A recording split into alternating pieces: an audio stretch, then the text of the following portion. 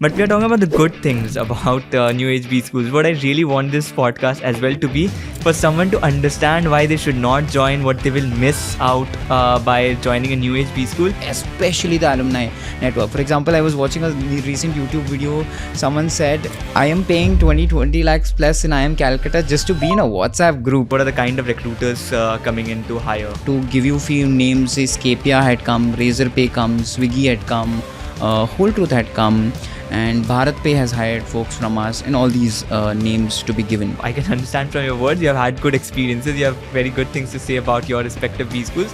But now let's get into the specifics of what exactly you have done while you were there. I have not that even one night just mugging up theory, and that is all I'm genuinely grateful about. I'm a big supporter of traditional education and competitive examination simply because of the factor I believe it sets a great filtering mechanism.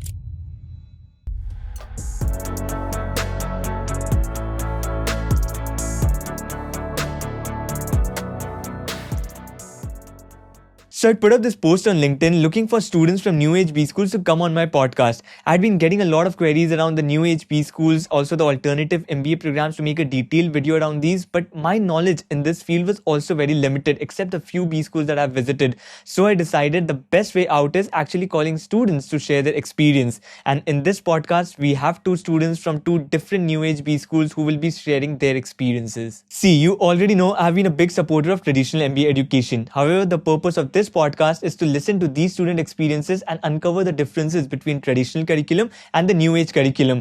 And remember, the same thing can lead to two very different experiences for two different kinds of people. And now I've spoken to most of the students, I think, from Scalar School of Business as well as Crucible Business School, and most of them will share a positive experience with you. However, now your job as an audience is to understand what kind of curriculum they go through, what kind of projects they go through, what kind of life projects happen, what kind of recruiters come on campus, and then understand whether the environment is right fit for you or not. And at the end of this podcast, I will also summarize completely what does a traditional B school offer and what does a new age B school offer. So you must watch out for that. So hope you enjoy this conversation. Let's start it. Thank you, Sanika. Thank you, Ashish, for making it and taking out time. Just if you can start with your brief background, the college that you come from, your undergraduation college, where are you currently studying? And in case you're working somewhere, if you can mention that. So we can start with Ashish. Awesome. Hey, I come from the city called Mangalore.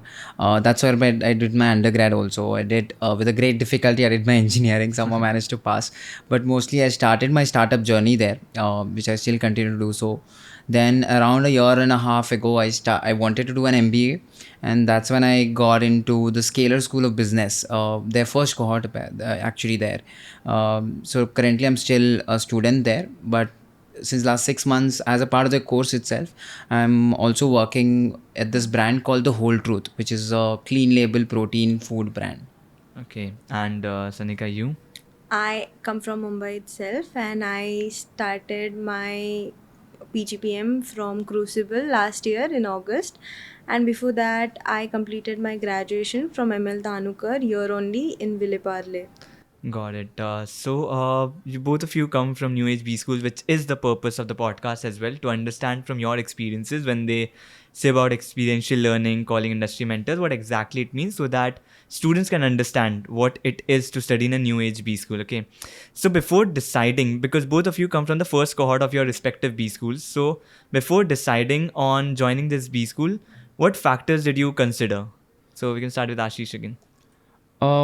I think at least when I was personal, could be very personal to me also, but when I was looking for, because I was coming at a place where I had like 5 years of work ex, and my primary agenda was more than a degree or a credibility. For me, it was learning, right? So that is the primary thing I was looking at, where can I get the best learning? And then I saw, can I manage work in this thing? Then I looked up to executive MBA course, because 2 years of full curriculum, I didn't know whether I could afford that at this time and age. So then that's exactly when I saw these alternative MBA, like the Masters Union, MESA, Scalar School of Business, and a lot of these schools coming and telling you that, 12 to 18 months of course where you actually get the same intense learning of a regular MBA, but in a much more practical way. So then the main thing I looked at was, am I getting the same quality that I'm aiming to get from a tier 1 college? It could be through faculties, it could be through the curriculum structure and all that. So first thing is the quality of education that I'm getting. Second is obviously, like anyone would do, for an X amount of fees that you're paying, the ROI that you're trying to get, the placements numbers and all that. But like you said, it's a new college. So one of the biggest filter for me when I chose SSB was, it was not really new as a institution because they had their own, it's a decade old education system, so they knew how placement works and they had achieved some numbers in their other businesses, right? So could draw some relevance with which I could gauge my decision. But yeah, ROI and quality is something that I looked up to. Okay, yeah. To an extent, yes, Scalar existed before there was the Scalar School of Technology as well. So you know that there are placement partners, recruiters already coming in. But the quality of education which you mentioned, it's very difficult to comprehend, especially for the first batch, right? So did you have any factor, or it was just on the basis of what was being said? No, makes sense, right? So what I did, if I have to tell you exactly what I did on ground, was I had these friends of mine who went to, say, decently tier 1 college, say TAP me ho gaya, I am Bangalore ho gaya, all these friends. The curriculum was put out there in the website. So I literally ran them through the entire thing, and they were surprised to see certain things that was there in the curriculum, telling that this is what I'm doing. For example, my friend who was working at Aether Energy and all that, he told me, this is what I did not learn in my MBA, but this is what I'm doing in my company right now. I'm surprised that's there in your curriculum. So that gave me a good sense of confidence that somebody who's done MBA from a tier 1 college is vouching on this curriculum. Makes sense. Okay, that is the first thing I did. Second, the admissions team did give us a lot of time to help us understand who were teaching. And then there obviously, for example, the first person I was interested was Kanishk, who back then was working in Glance and now works at Razorpay and all that. So their LinkedIn profile tells a lot about what they've built. And for me, it has always been learning from people. Even if I get, say, 2-3 hours with them, there is enough learning that I can withdraw. That confidence was there within me. And now I'm getting a 20-30 hour course. I think that convinced me enough with the faculty, and also obviously I did my friend-based research in the... Got it. That makes sense. You do your research, you understand what is working in the company. Correct. And then try to see if it's there in the curriculum. So you did your own research. Yeah. So, and Sanika, how was it for you? Because Scalar had already got the programs there. Scalar School of Technology was there. The online programs were there. For Crucible, I think it was completely new. I think, yes, obviously the founder comes from IIM Ahmedabad. That is one thing. But how did you get convinced? Firstly, I would start by saying that what I was looking for, it was the first thing was exposure. Industry exposure was something I really needed, and I didn't want to compromise on my existing business, and also to explore new domains. That was my first thing. And second, as Ashish also said, return on investment, which was promised in the first go itself. I did not think I was the type of student who would get convinced in just one call, but that 1 hour long call with Sujit sir was all it took. And I would honestly still go back and remember whatever he said. That was all visible in the admission process itself. The admission test itself had so much to think about. I was preparing for some cases, some quant, verbal, LR, but then I realized that during the admission test, except for these all things, there was so much other aspects that they were checking. And as soon as the exam was over, I called them up.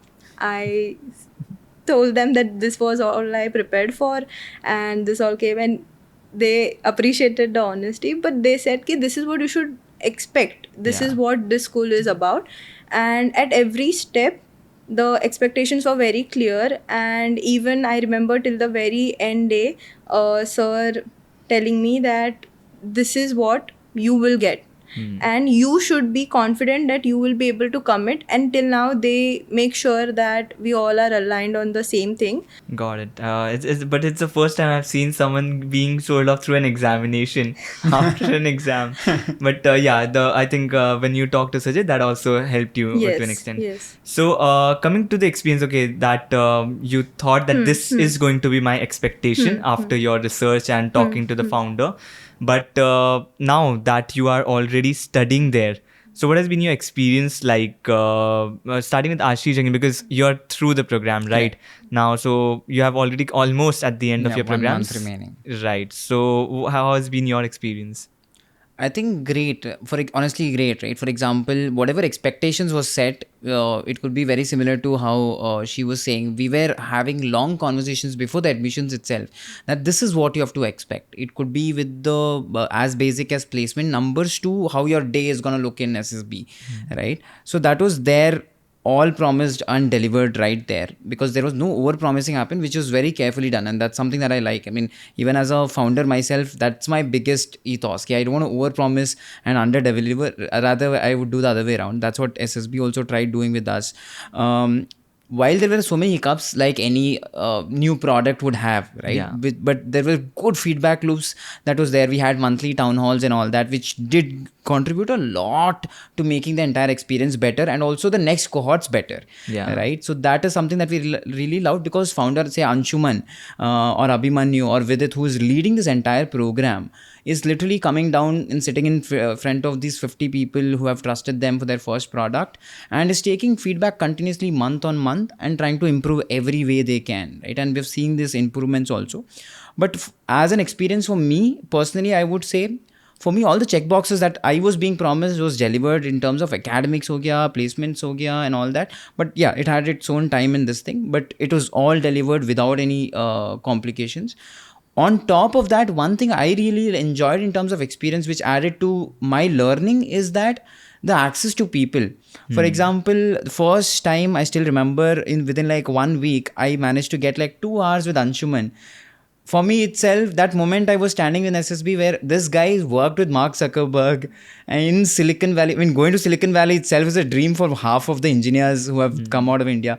And talking to him and getting insights from him itself is a big learning. And then say Abhimanyu, trust me, throughout my engineering college, I would have spent at least 40, 50 hours with him, where after 10 o'clock in the night, he's there with us, solving cases, understanding what businesses we are building and all that. So access to people is amazing. There in Scalar. That itself has added a lot to my experience, I would say. And it makes sense as well. Like when you have a smaller batch size, that definitely helps. True. Because especially if you're in the first batch, the founder wants to be there. And the feedback loop that you mentioned, I guess that is also very important for any new B school. I think the second cohort as well, when they took in the second cohort, they would have definitely changed a lot of things. If at all there were like initial hiccups, they definitely would have made sense out of it. But yes, in your case, because it's you've just started the program, right? How has been your experience so far?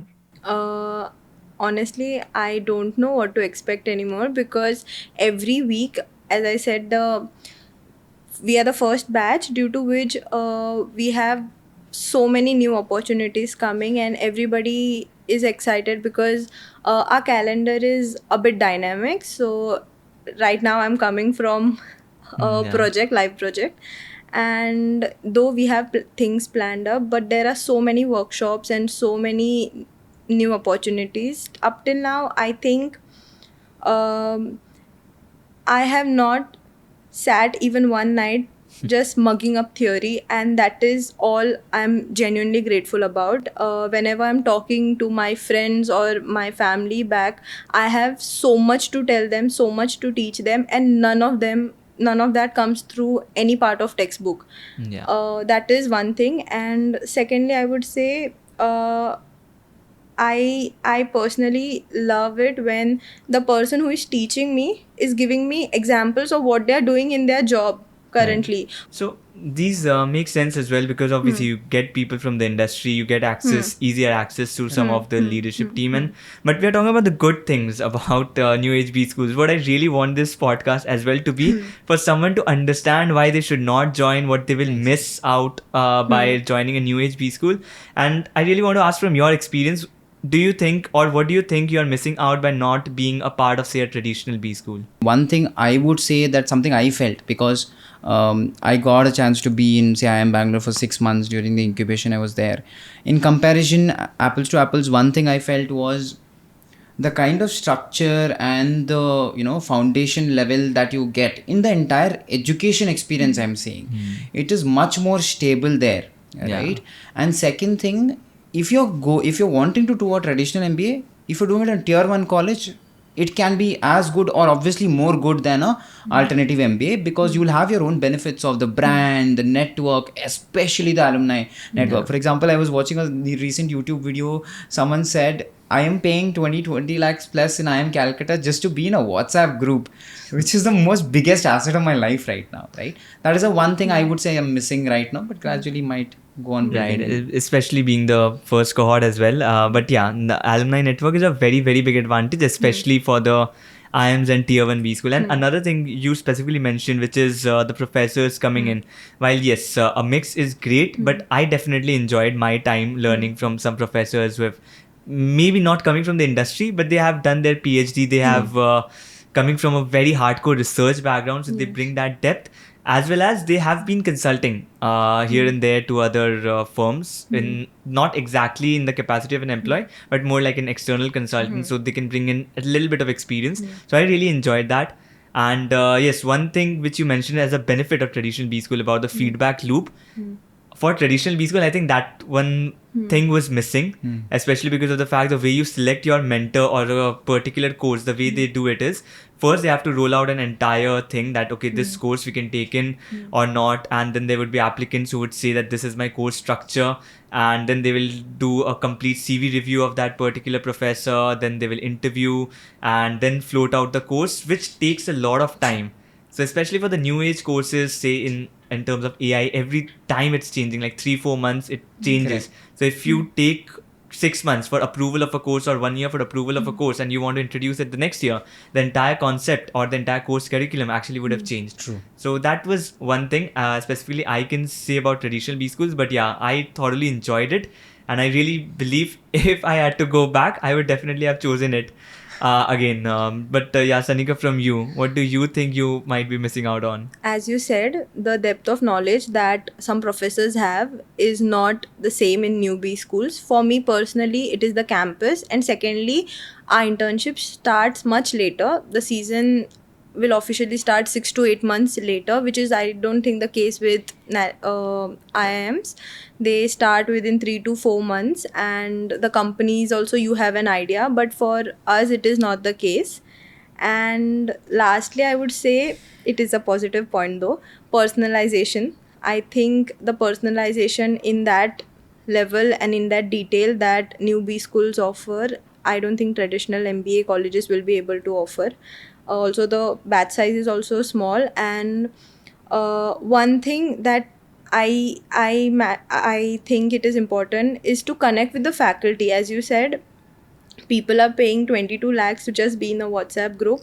When the batch size is more than 100 or 200 or multiple batches, then to connect with the faculty, or even if we have guest lectures, it is not possible for everyone to connect and just meet them and just ask them or pitch to them sometimes, which is a facility that I think newbie schools offer.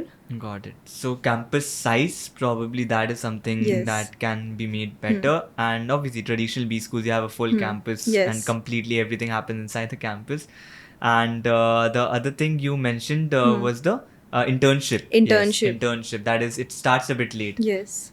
I don't know, like for us, we were complaining that it starts very early because in 2 months we are there and hardly we know anything, and now we are in the race of preparing a CV Yes. and getting into internship. It was like, give us an idea to absorb things, to understand where we want to do an internship.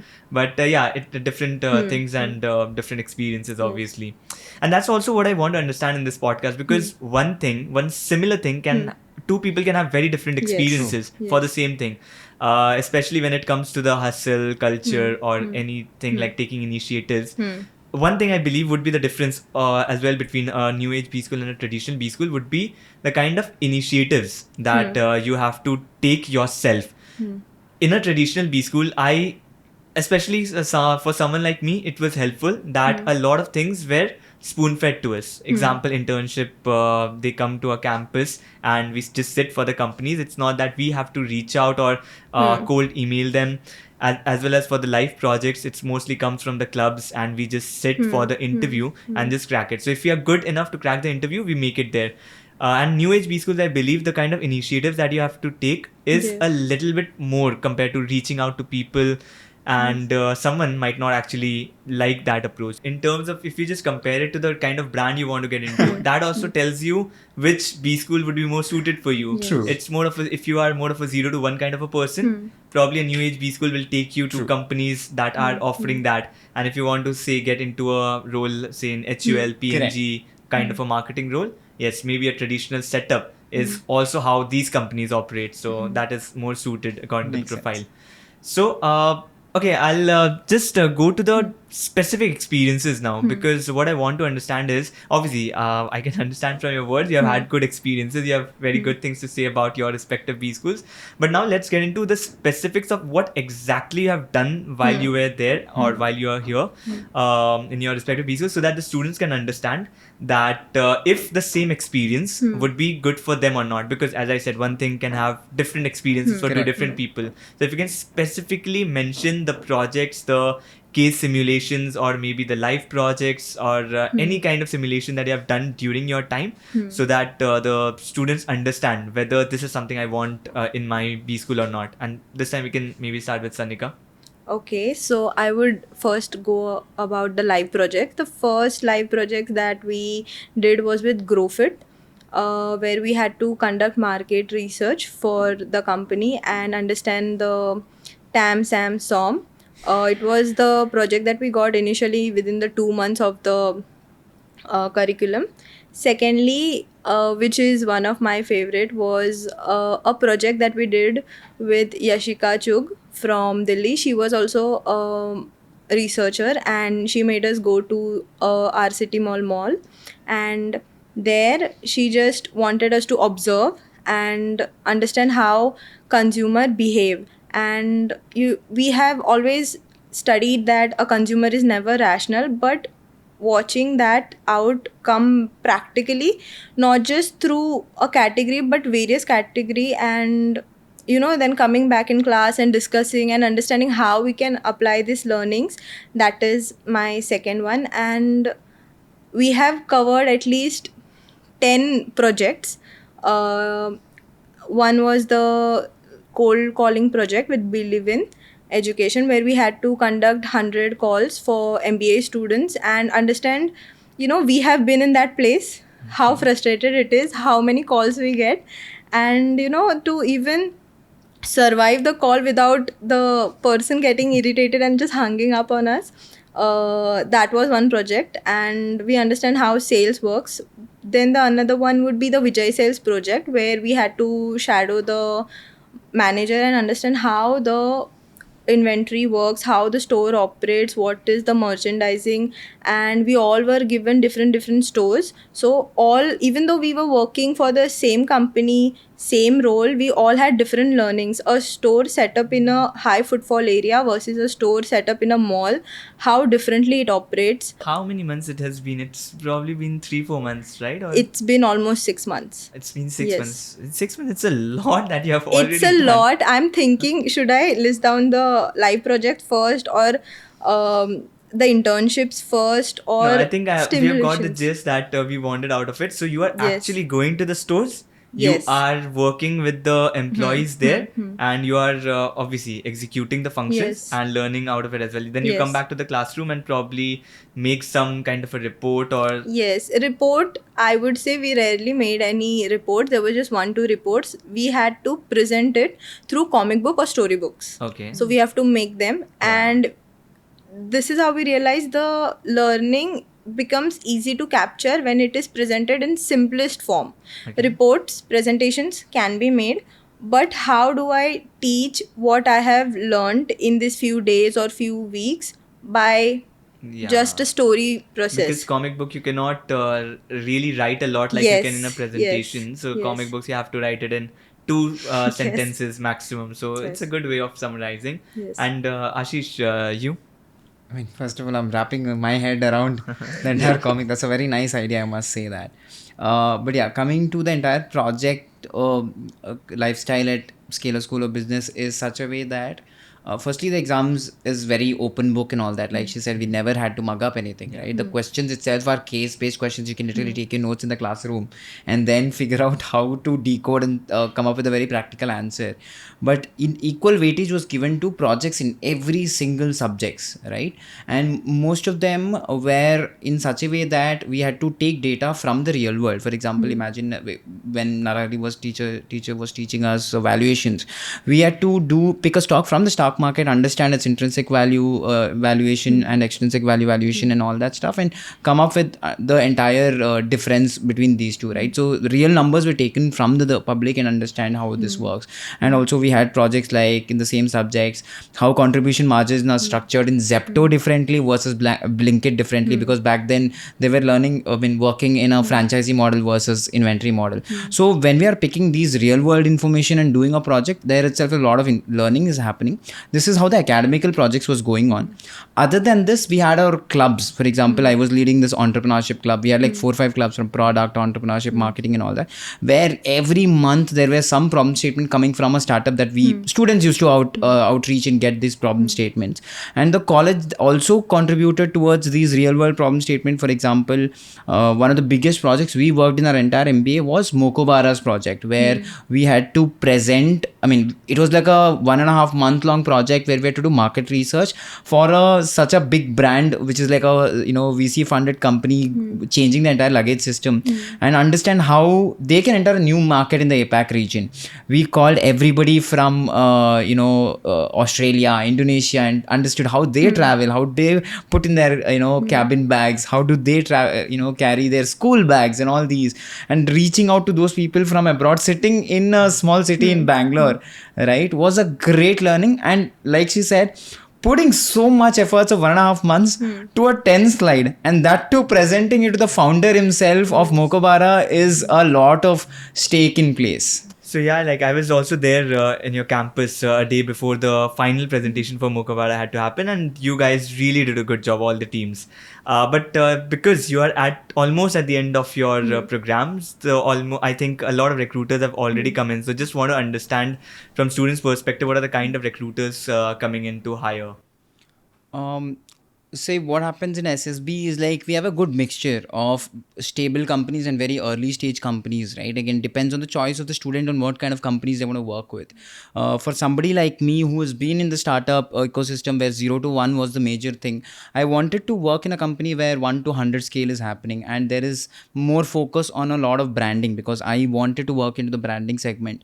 So there are people like me who clearly told I want brands like the Whole Truth or the Razorpay and all these big names, which are still very growth stage in the stable companies, right, which has a brand of its own. This kind of companies also did come. To give you a few names, say Scapia had come, Razorpay comes, Swiggy had come, Whole Truth had come, and BharatPay has hired folks from us, and all these names to be given, right? And then when it comes to early stage where proper 0 to 1 is figured out, I think one of the only example that would suffice answering this thing, this entire hiring of early stage is Emergent. They came, they picked up 3-4 folks who all were put into influencer marketing. And trust me, my best friend throughout my MBA, he calls me telling that, Ashish, I'm going home at 2 o'clock every single night. My dad has decided to disown me, telling that, why are you even coming home? Sleep in the company itself.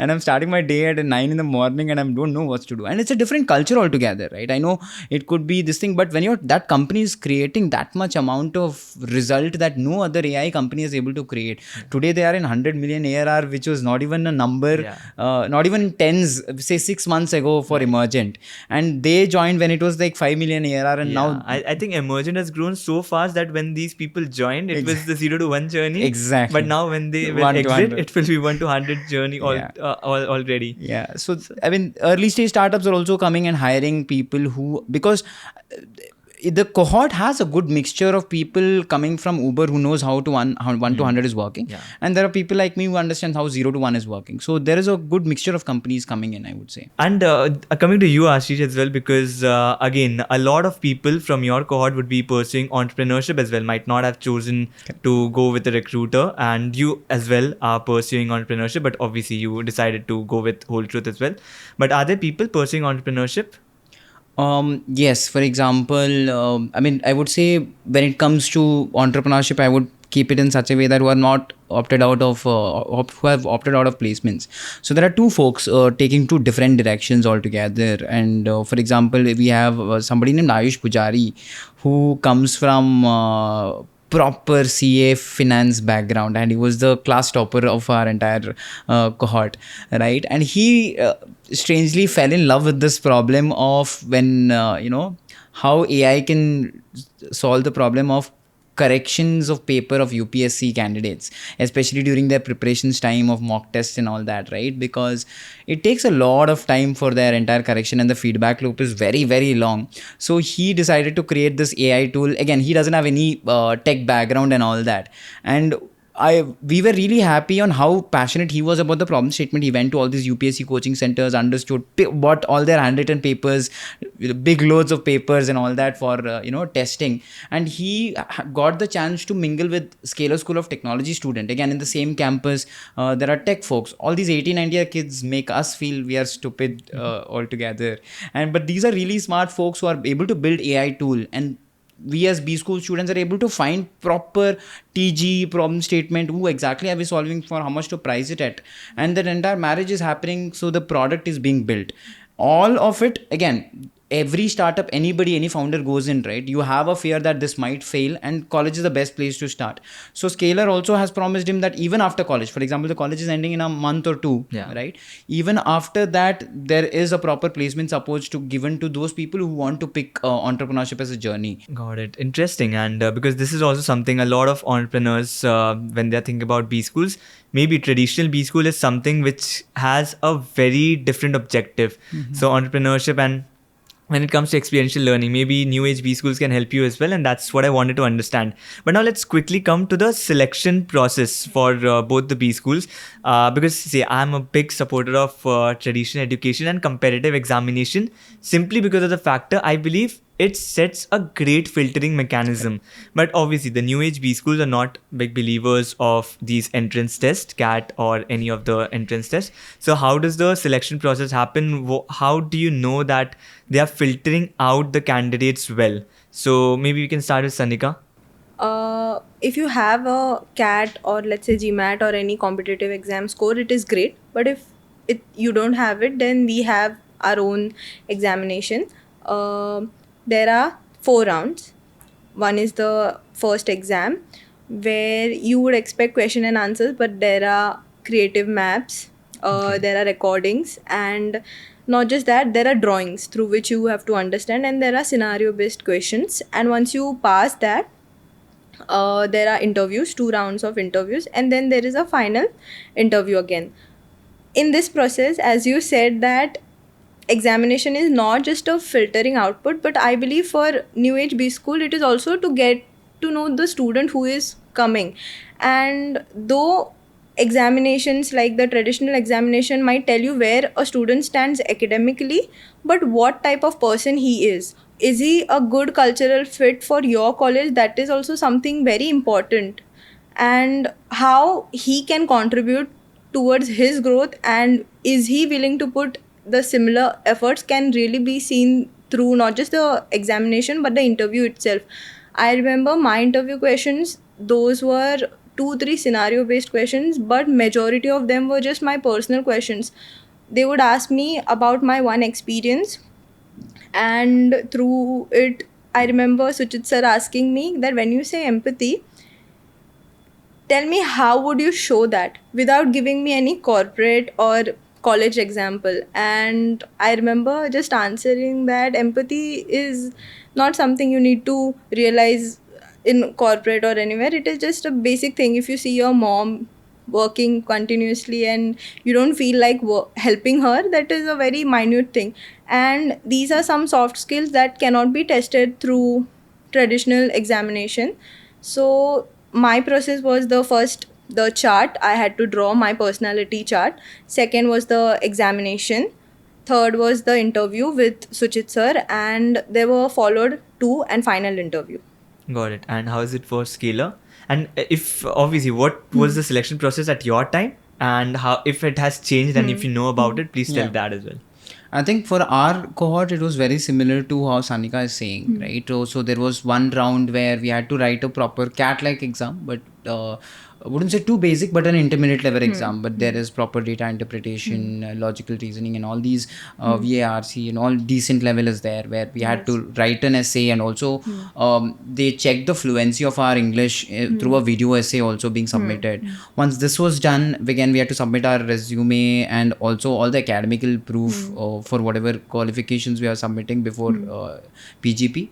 Then comes the interview rounds, where first round was simple personal interview round, where they were trying to understand whether we are a good fit, whether they can promise the ROI they are giving, right? For considering a new college and all the factors in place. Second round was an case interview, where a McKinsey person who has solved millions of cases throughout his career would come and give you a proper case, and there is no right answer because he's changing the case on his own in the track of answers that you give, and he makes you feel so stressed in the place. And it's all about how are you structured, how are you putting your structure thinking in place in all the stress. Just like our client would ask you questions, right? Today I'm working, I know how my manager would ask me, how my client would ask me, because their money is at stake, and my answers has to be structured and convincing. That's exactly what they're looking for. Not that it has to be perfect when they're taking in, but if there is some level of already in things in place so that they can polish it around. So that is what it was there for our cohort.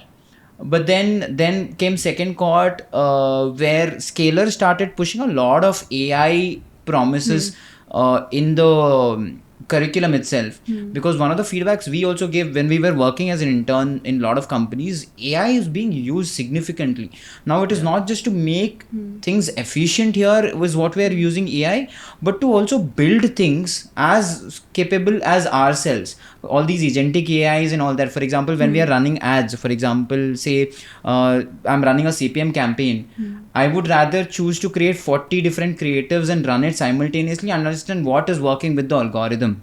And me doing it would take 3 to 4 weeks versus an agentic AI would do it in a matter of hours. Right? So when we gave this feedback that this is what exactly is happening in our internships and all that, and they have integrated that in cohort 2 at least, right? I mean, that's a good thing. That's a happy feeling for us also, because colleges to go on becoming better for us to get the taste of graduating from a good college. So that was their entire AI ecosystem was getting built.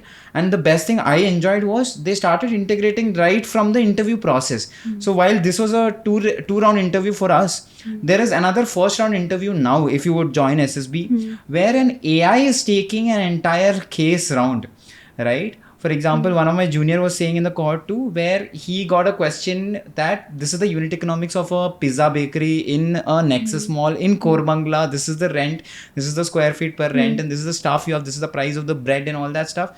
Would you decide to run this show or not? How much runway you have? And the AI is having conversation. And the benefit that we understood was there is no bias at all. It's a machine talking to you. Whether you're a male, female, whether you're coming from HUL or whether you're coming from a no-name startup while you're applying for SSB, this machine doesn't have any bias to take you in or not. So it's getting pure numbers structure based on whatever you're doing in that 30 minutes conversation. And that taste of, a Scalar is all AI specific and they have the capability to teach and build things itself is impressive, I must say. I mean, I was surprised with the way, because we were allowed to use this tool when we were preparing for interviews for case rounds. Makes sense. So we'll come to one final thing before I just summarize the entire conversation for the audience. And that is your post MBA plans. I think in your case, it's kind of simple, that whole truth that you've got an offer from. But at the same time, how did you get this offer from a whole truth? If you can just mention that. So college only sent us across. So they keep sending us mails that this company is open to hiring from Scalar School of Business. So similarly, I got 3, 4, I think 5 people had applied. Then goes on multiple round. Last round mein 2 log the. Got it. And in your case, have you decided post MBA what do you want to get into? I mean, every course that I'm taught, I become biased that I want to do this. With every faculty coming in, I am not able to decide, but I know the industry and the type of company I want to work with, and it is definitely startup for me, because I believe I personally am a very responsible person, and startup allows you to take multiple decisions, explore multiple domains, and you just don't have to stick to your role.